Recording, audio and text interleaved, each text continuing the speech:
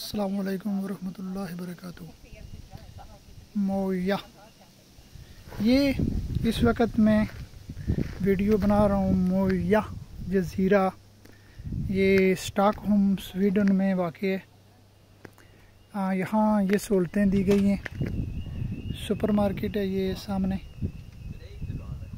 और जो रहने वाले लोग हैं उसके लिए इन्हें रेस्टोरेंट मौजूद है, होटल हैं और पेट्रोल पंप मौजूद है।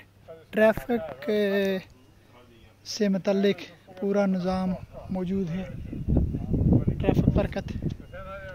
ये मैं आपको सामने दिखाता हूँ, क्योंकि मैं यहाँ से पहले जिस जज़ीरे के बारे में एक वीडियो अपलोड की थी, उस जज़ीरे का नाम है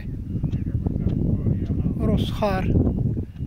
उसमें चूँकि वो रिज़र्व है और वहाँ पर कंस्ट्रक्शन या इस तरह की चीज़ें जो हैं उन्हें मना किया गया है। वहाँ सिर्फ आप 100% जो नेचुरल लाइफ है उसे बाहर रखा गया है। उसके बनिस्बत यहाँ पर ये है कि सहूलतें मौजूद हैं और लोग नॉर्मल ज़िंदगी गुजारते हैं। बहुत छोटा सा जज़ीरा है, चंद 100 की आबादी है, लेकिन यह है कि ज़िंदगी का सामान मौजूद है। गो के स्वीडन में लोग वैसे भी जो आम हालात में रहते हैं वो भी ये है कि बहुत फासले पर रहते हैं, एक दूसरे से वक्फा रखते हैं और रिज़र्व लोग हैं। लेकिन उसके बावजूद चूँकि इंसान की ये फितरत है कि वो किसी एक चीज़ पर राज़ी नहीं होता। जैसे कि वो कॉकटेल, जो लोग मशरूबात पीने पिलाने से ताल्लुक़ रखते हैं वो जानते होंगे कि कॉकटेल ये है कि मशरूब के अंदर एक और मशरूब डाला जाता है। यानी वो राज़ी नहीं होते, एक मशरूब के अंदर 2-3 मशरूब और डाले जाते हैं और फिर उसके अंदर कोई पुदीना डाल दिया जाएगा या मुमकिन है किसी फ्रूट को काट कर वो डाल देंगे, वो कॉकटेल बनेगी। यानी फ्रूट के अंदर, मशरूब के अंदर मशरूब दर मशरूब। ये हमारे यहाँ भी जैसे ही है। मज़हब है, मज़हब के अंदर फिर और नई नई अफकार डाली जाती हैं। हमारे यहाँ मज़हब का कॉकटेल चलता है, यहाँ पर मशरूबात का कॉकटेल चलता है। तो कॉकटेल पूरी दुनिया में चलता है। सियासी पार्टियों के अंदर भी कॉकटेल है। एक पार्टी है उसके अंदर कई ग्रुप हैं, एक फ़िक्र है उसके अंदर कई फ़िक्रें हैं। और हमारे यहाँ तो ये है कि चूँकि मज़हब एक बिज़नेस है पूरी दुनिया में और हमारे यहाँ बिलखुसूस, तो वहाँ पर देवबंदी कॉकटेल है, बरेलवी कॉकटेल है। बरेलवी कॉकटेल के अंदर कई कॉकटेल हैं और देवबंदी कॉकटेल के अंदर हयाती ममाती बहुत सारे कॉकटेल हैं। वो शहर जो लोग इन चीज़ों से वाबस्ता हैं वो भीतर समझते हैं।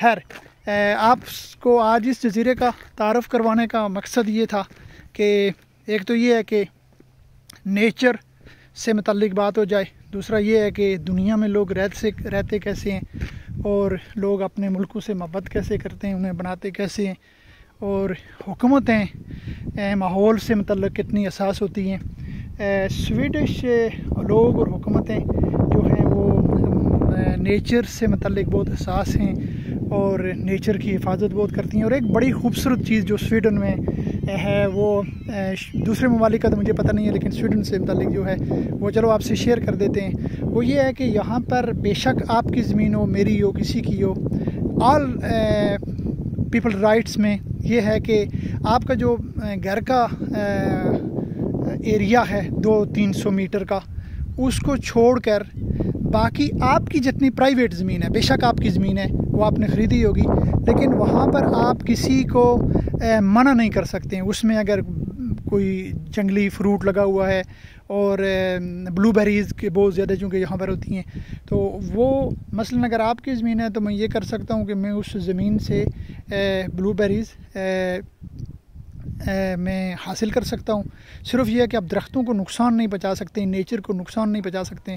बसूरत दिगर ये जो ज़मीन है मसलन मेरी जो सामने है, ये किसी की प्राइवेट ज़मीन है, लेकिन मैं जाकर इससे ब्लूबेरी उठा सकता हूँ। अगर कोई फ्रूट है मैं उठा सकता हूँ, जो नेचुरल कोई चीज़ है ऐसी, मैं उससे इस्तिफ़ादा हासिल कर सकता हूँ। मैं इस एरिए में कहीं अगर माहौल को नुकसान नहीं पहुँचाता हूँ तो बारबेक्यू कर सकता हूँ।